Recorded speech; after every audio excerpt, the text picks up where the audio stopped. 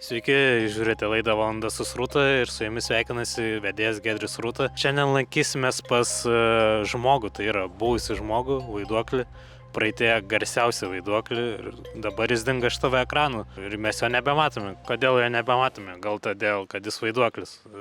Nežinau, tai skubėkime pasižiūrėti ir paimti interviu.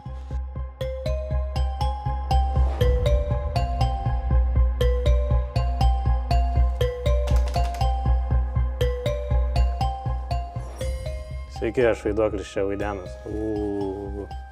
Gal galima interviu užeit paimti? Pohai, man darykit, ką norit. Kas atsitiko, kad vieną dieną tiesiog dingote iš TV ekrano? Aš galvoju, kad visa prasmė yra gąsdinime. Aš visą savo pomirtinį gyvenimą įprasinau per kitų baimių. Ir aš laukdavau už kampo, matau ateina žmogus ir aš greitai šaukdavau toks jis ten visas belekai prisigąsdavo, ir man tas patikdavo. Ir jums sekėsi labai gerai, nes jūs buvot pats geriausias vaiduoklis Lietuvos rinkoje. Aš buvau vaiduoklių pasaulio MVP. Pas mane gąsdindavos visas elitas. Algirdas Mykolas Brazauskas, Chomičius, Arvydas Sabonis, Paul Demiko, visi senosios kartos atstovai pas mane eidavo. Įspūdinga, kodėl jums neberūpi.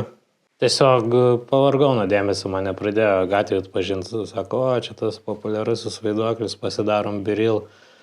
Aš nesuril. Tai atsikrausčiau čia, bet čia gyveno paprasti studentai, tai bandžiau kažką keisti, persikvalifikuoti į poltergeistą, bet studentai baldų neturėjau kažkaip gąsdinti jų.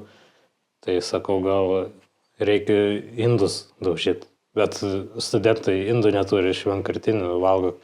Kaip aš poltergeistų būsiu, jie paim iš vienkartinių valgo, kaip aš daužysiu. Ką? Nedūžta indai, kaip aš galėjau būti poltergeistų. Kaip būt nedūžta. Ir tada supratot, kad jau viskas.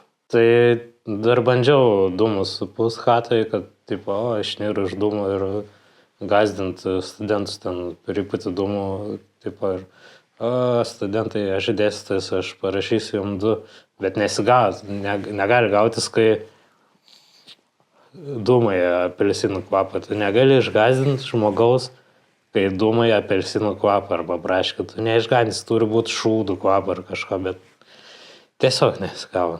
Taip, nesigavo niekas. Bet studenčiokai čia jau nebegyvena, tai gal jums pavyko?